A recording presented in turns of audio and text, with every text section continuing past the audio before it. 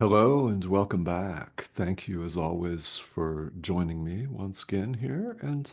We're going to just jump right into the idea and a recurrent theme here in A Course in Miracles of looking at our entire experience. And by that, I mean everything without exception, with the Holy Spirit, looking at it with the Holy Spirit rather than with the ego.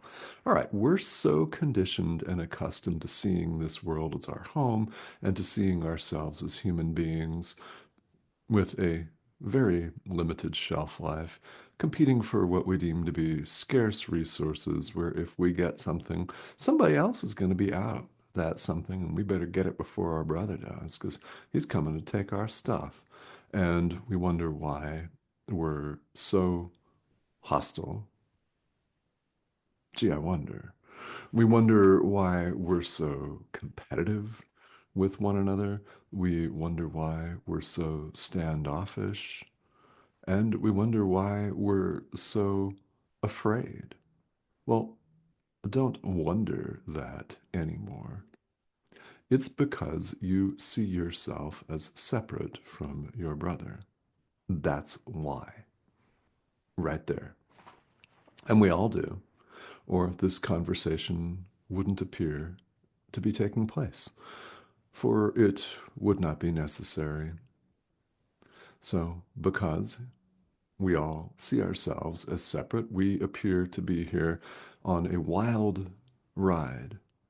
Gosh, that's putting it very mildly, isn't it? A wild ride full of chaos and fear and more fear and guilt and more guilt and more fear. Oh, I know. There are, of course, beautiful moments interspersed with more fear. And no wonder we're exhausted. No wonder we have turned to this compendium of practices and traditions known as spirituality, of which, by the way, A Course in Miracles is but one of many traditions. It's one of many doors. This material has found you one way or another. So I really invite you to stick around. When you do, you'll receive a message, or quite likely more than one message from the Holy Spirit, from our inner teacher. Call it whatever you want to call it, part of our mind that we're invited to follow. In fact, we're invited to look at our entire experience with Him. So that doesn't mean a whole awful lot, I get it, in the abstract, especially if you're new or newer to this course. Now, if you've been doing it for a while, that may make a little bit more sense, or perhaps not.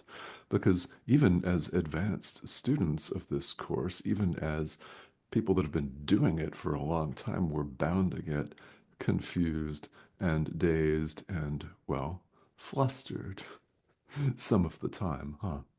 Yeah.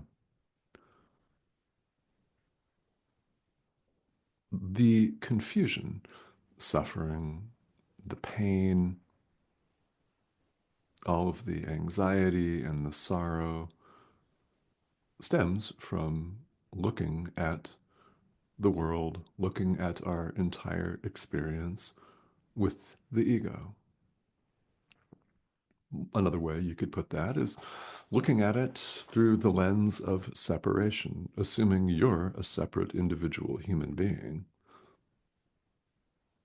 You're not. You know you're not.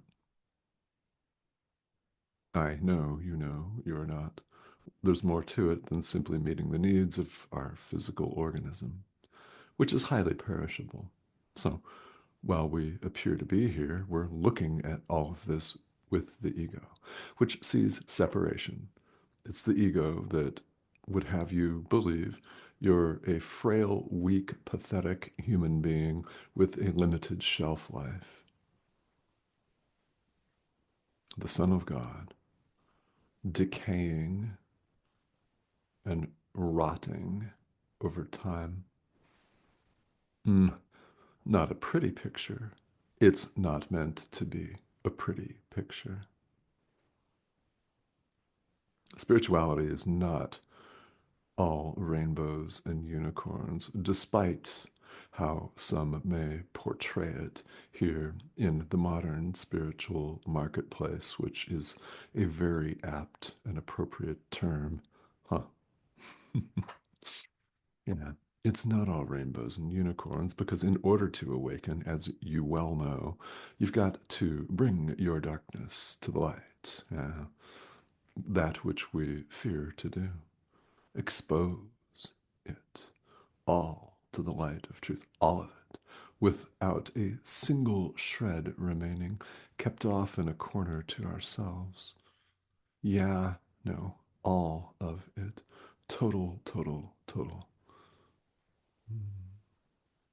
The resistance that we experience to this is the ego itself, who wishes you to turn this off. And of course, I'm not going to stop you. What's talking to you anyway? A pixelated image on your screen? How can that stop you from shutting this course book, turning this video off, and returning to your regularly scheduled programming? A very apt term, huh? Hmm. Nothing. The choice is yours. And therein lies a whole lot of power, your power to decide in the present moment, to see it differently, to look at the world with your inner teacher rather than the ego. Just look at it with the Holy Spirit. So, what do you actually do? Well, use whatever verbiage occurs to you, but invite the Holy Spirit in.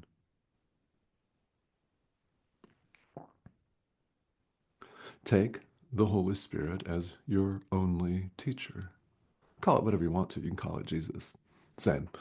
Call it whatever you want. Call it your guide or guides. Take it as your teacher, your only teacher, and ask for your teacher's guidance. Uh-huh. Show me, guide me. I give this experience to you. I give that experience to you. I give my entire experience to you. Cultivate this relationship with yourself, capital S. The Holy Spirit's part of you, not separate from you. There's no separation of any kind.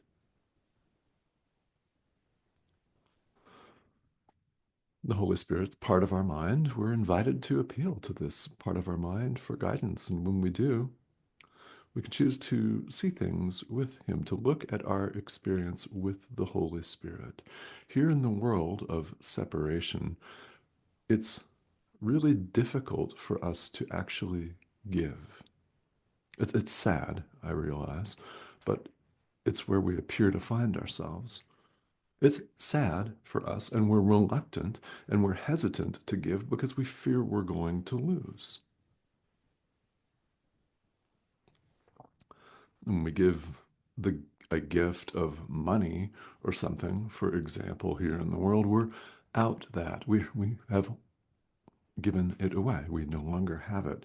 And that's the way that the ego sees it, focusing on stuff here in the world. So, big difference. When you choose to look at your experience with the Holy Spirit, in other words, following this course, it's no longer about stuff, but about ideas in the mind. Ideas are strengthened by being given away. As you give away an idea, you strengthen it in your mind. In other words, you keep it. You don't lose it by giving it. You keep it. So, what are you giving away?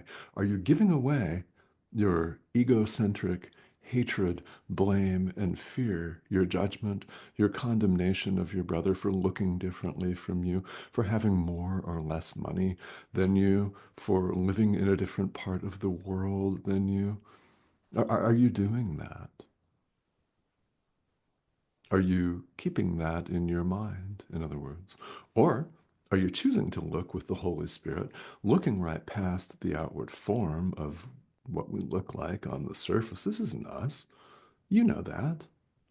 Looking past that veneer to truth, to the essence of what your brother really is.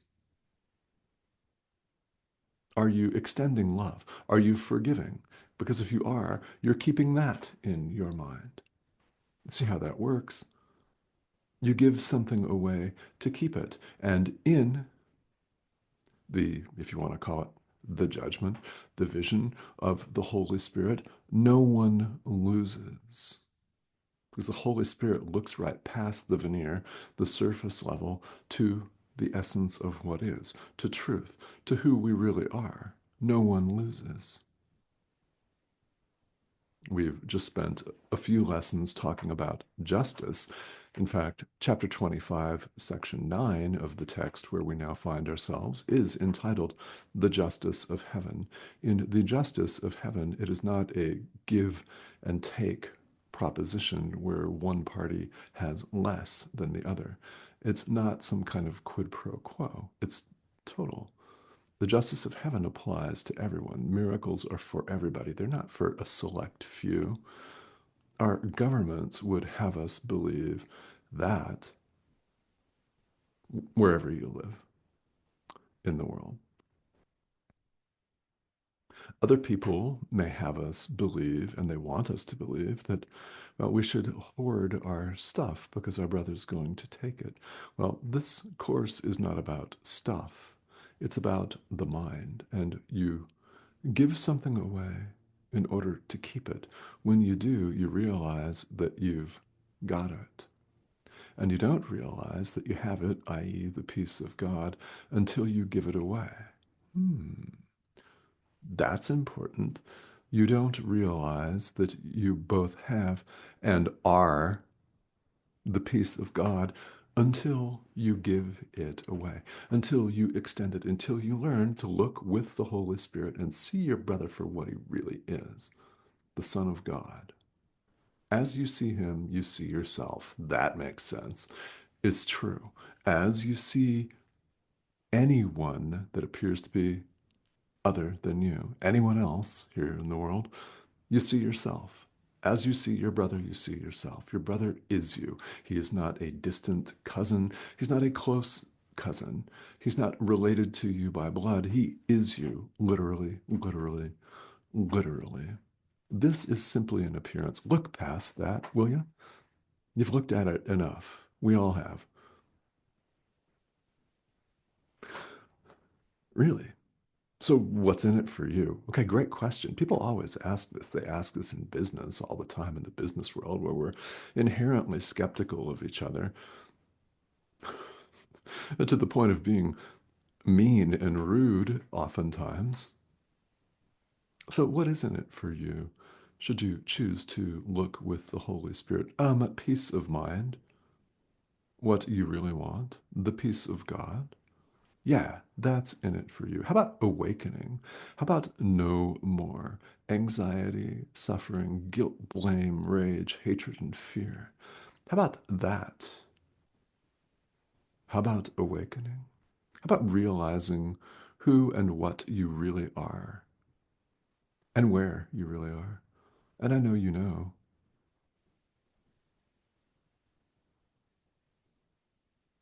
How about that? That's in it for you. And what we're giving up here may seem like a whole lot. I get that. It seems like we're giving away our precious identity. Well, take this away from the conversation. The ego is nothing. When we set it aside, we're not losing anything. It never was. The separation, this supposed separation of ourselves from God, never occurred. It's impossible. How can we say that? With 100% certainty, God is the only reality. When you see or read or hear the statement in conjunction with A Course in Miracles, God is, period, That's what we're referring to. Only God is. Separation is a complete illusion. The ego itself is nothing. You're letting go of nothing. You're not sacrificing a single thing. You're simply letting an illusion go in exchange for everything. Never, ever has so much been given for so little. Yet we find this tiny little thing a cost too great to pay, a cross too heavy to bear. We're reluctant to let the ego go. Yet, I invite you to do just that. As far as you feel able to go today. And when we get up tomorrow and we do the exact same thing, we allow ourselves to be led by our inner teacher as far as we're able to go on a given day. And understand that in the judgment, in the eyes, so to speak, in the vision of the Holy Spirit, no one loses. It's impossible. All conflict is resolved instantaneously by recognizing there is no conflict. In perfect oneness, there's no conflict. There's no separate other with whom to do battle. So here we find ourselves in a world that's full of grave uncertainty. And that is always the case. Even in times that appear to be more peaceful, we're still doing battle with ourselves in our own mind and projecting that battle onto other people. So there's still going to be what we call conflict. In truth, i.e., perfect oneness, there is no separate other. There's no separation, so conflict is impossible. The Holy Spirit looks right past it and will show you how to do the same if only you let Him.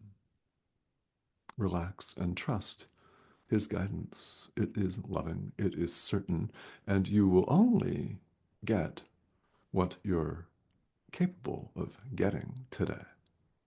Because the Holy Spirit is patient, kind, and loving, and will not force you. It will not rip the veil off, so to speak, and leave you blinded and dumbfounded and petrified. The Holy Spirit does not induce fear. That is the ego. If you feel afraid, that is the ego. 100% of the time, always. And you do not have to listen to it.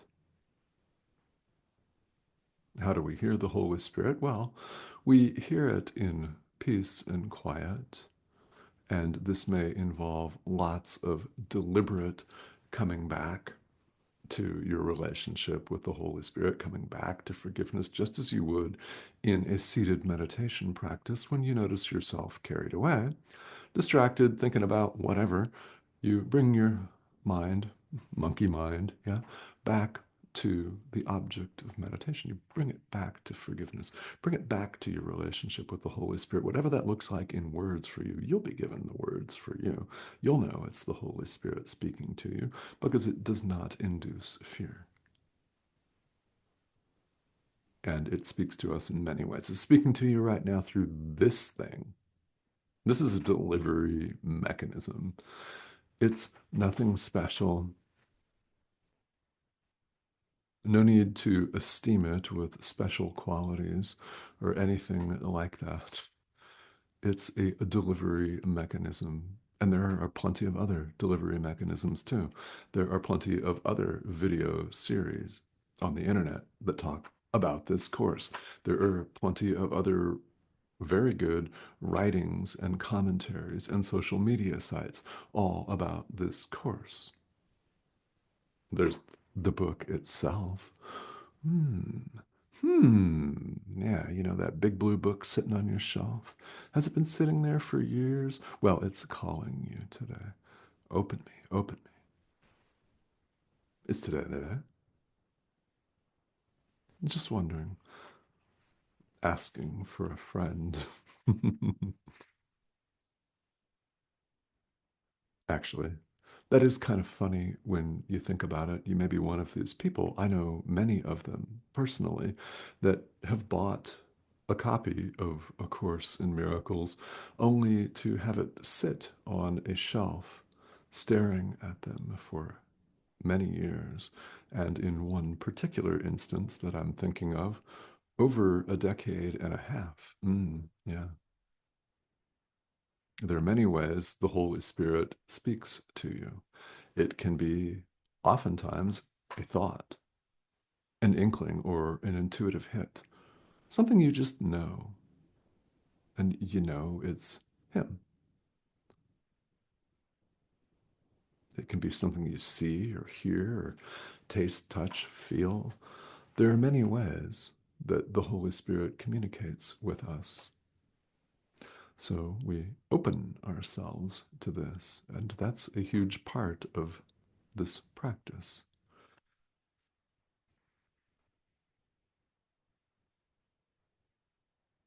So, love, real love, is not separate or special. It's complete, it's total, and in it, no one can lose. No one. So, learn to see all things, your entire experience. Look at it with the Holy Spirit, and you'll begin to see as He does. That's the point. All right. So, I invite questions if you have them. And this is true no matter where you happen to find yourself on the spiritual path, whether you're a course student or not. And if you are a course student, whether you're a long-time student or just starting out or any place in between, questions are always valuable. And I invite them here on this discussion forum right here on YouTube because it's a global community, and I guarantee you, if you have a question and ask it, there will be plenty of other people deeply relieved because you asked, because they have the same question too. That's a certainty with a group of this size. Now, it is growing, and if you haven't yet joined us and subscribed, please do that. This is the prompt in the corner of your screen. Just click that icon, and you'll be invited to join us. And several videos appear here each week. There is always something important to discuss regarding A Course in Miracles. It's a self-study curriculum, so this is one of many ways that it's possible to join and come together and, learn about all of this. And my hope in offering this is that you're inspired to put it into practice because, as a self study curriculum, that's where we really learn. Our experience shows us. It demonstrates to us that these ideas that we're paying so much attention to here are true. All right. So I will see you again soon. Thank you for joining me.